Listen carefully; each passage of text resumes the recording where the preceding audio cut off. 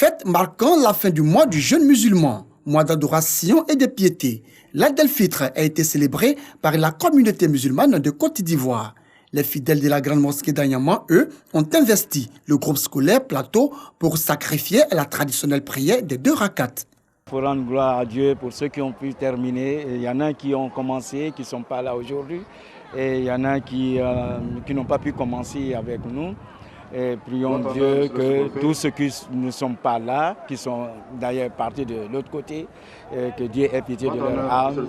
Seydou Diaby, imam de la grande mosquée d'Anyama, a au cours de son sermon invité la jeunesse à tourner le dos à la violence, aux actes de vandalisme et d'incivisme, comme constaté ces derniers jours dans certaines villes du pays. Il les a aussi exhortés à adopter des comportements citoyens pour l'édification d'une nation forte. D'Anyama à Abobo Ndotré, en passant par Yopougontois Rouge et camp militaire. Paix, amour et pardon, des thématiques au cœur de cette prière de l'Aïd el-Fitr. L'Aïd el-Fitr, c'est une fête pour les musulmans. Et ceux aussi qui ne sont pas musulmans, aussi, on doit partager aussi avec eux aussi. Leur montrer pour dire que c'est ça qu'est l'islam. L'islam, c'est de s'aimer, même ceux aussi qui ne sont pas musulmans. Les propos tenus par les religieux, c'est le propos qu'il faut aujourd'hui à la Côte d'Ivoire. Paix. Paix d'abord. Donc nos religieux, nous avons prié pour la Côte d'Ivoire. Pour la Côte d'Ivoire et son chef, le président de la République, son Excellence, Alassane Ouattara. Que cette période de pénitence apporte à la communauté musulmane et à toute la Côte d'Ivoire la paix tant souhaitée. Amen. Et que Dieu ait sa main sur toutes les œuvres qui sont en cours dans ce pays. Amen. La fête de Ramadan est le couronnement d'un mois de repentance spirituelle et de purification. Elle a lieu le premier jour du mois de Shawwal, 10e mois du calendrier musulman. Dès 8 heures ce mardi, de nombreux musulmans de la commune de Cocody affluent à la mosquée de la Riviera 3 pour la grande prière de la fête de Ramadan. Quelques minutes plus tard, débute la prière officiée par Soro Vamara, imam adjoint de la mosquée.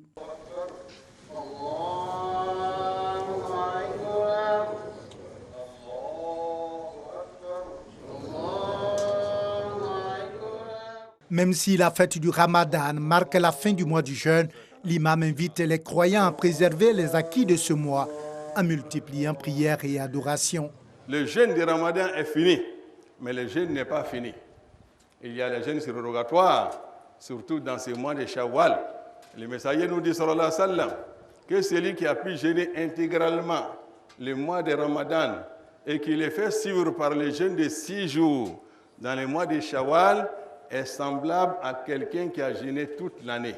Toujours dans son sermon, l'imam a appelé les Ivoiriens à faire de leur diversité une richesse. Nous devons savoir qu'en Côte d'Ivoire, notre pays, nous vivons dans une diversité culturelle, ethnique, religieuse et politique.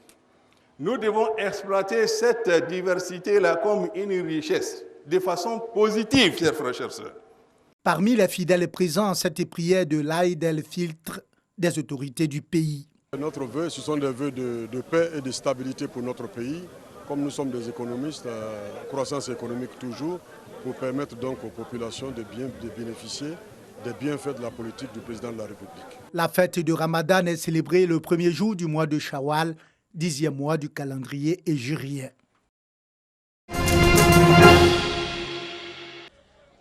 Entrée de l'abattoir de Port-Boué en début d'après-midi ce lundi. Difficile de se frayer un chemin. Normal, nous sommes à la veille de la fête de Ramadan, l'endroit grouille de monde. À l'intérieur, précisément dans la salle d'abattage, l'heure est au dépeçage.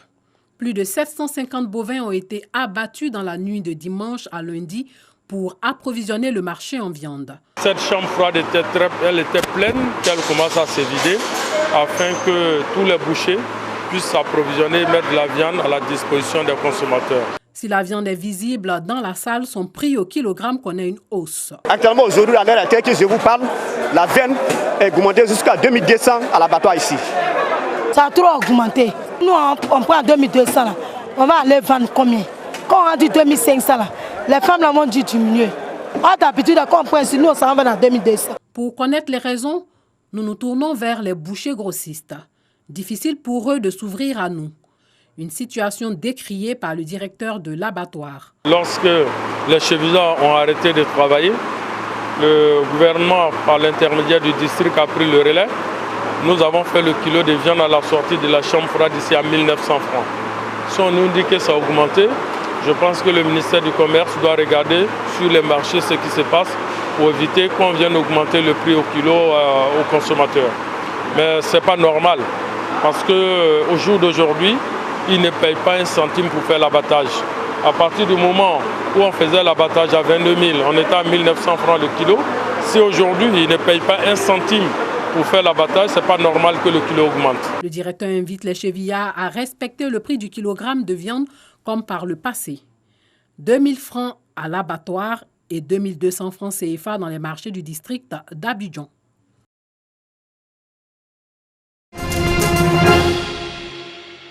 « 200 bénéficiaires, des veuves et des personnes âgées des communes d'Abobo, d'Anyama et d'Adjamé reçoivent des vivres pour la fête de Ramadan, l'Aïd el-Fitr, un don de l'ONG Amis des malades et des personnes en détresse. Les gens sont souciés comment préparer la fête. Et nous avons profité, on a fait notre 3e don aujourd'hui. On a fait les dons de porte en porte.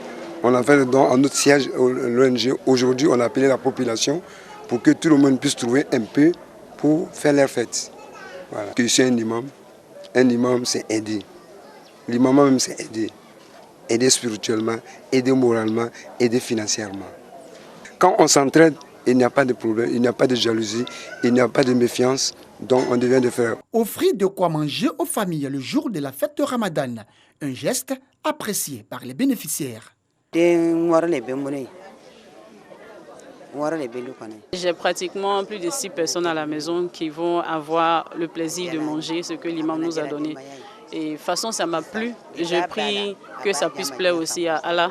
Parce qu'il y a beaucoup de femmes qui sont dans la même situation que moi, qui vont, grâce à l'imam, pouvoir bénéficier de tous ces dons-là pendant la fête de Ramadan. Je dis merci à l'imam et à tout le monde.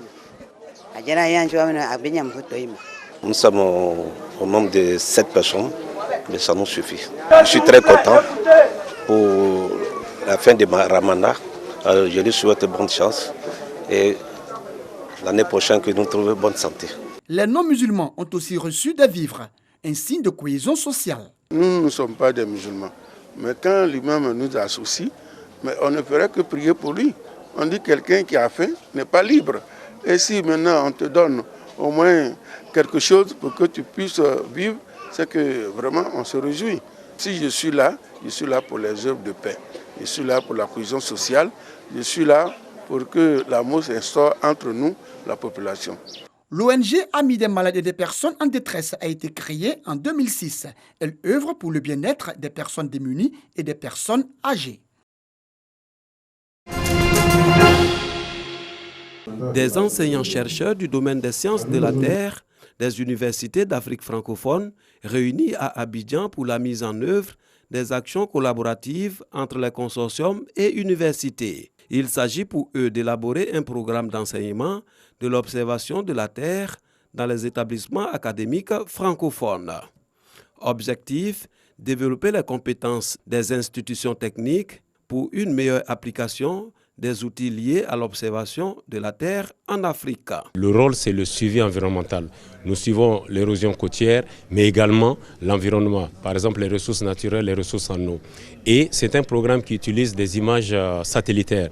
Et nous utilisons ce qu'on appelle le programme Copernicus, qui est un programme de l'Union européenne, qui nous facilite vraiment l'observation de la Terre pour le suivi environnemental, pour l'érosion côtière. Et dans le cadre de ce programme-là, nous donnons un point très important à la formation des jeunes. 9 pays francophones participent à cette première rencontre de mise en œuvre du catalogue de formation sur l'observation de la Terre et l'élaboration d'un réseau de collaboration avec le secteur académique impliqué dans le projet GEMES et Afrique pour la protection de l'environnement. 60% de la population africaine est très jeune, moins de 35 ans. Il faut les former à ces nouvelles technologies. Donc nous avons mis les professeurs ensemble pour nous dire, selon eux, selon leur expertise, comment la Commission de l'Union africaine, en ce qui concerne l'observation de la Terre, pourra les accompagner dans la mise en œuvre de leurs différents programmes d'enseignement. Cet atelier de 3 jours a permis de donner des lignes directrices sur la façon de procéder aux consultations régionales entre les consortiums et les partenaires du secteur académique afin de développer des formations ciblées, complémentaires et intégrées.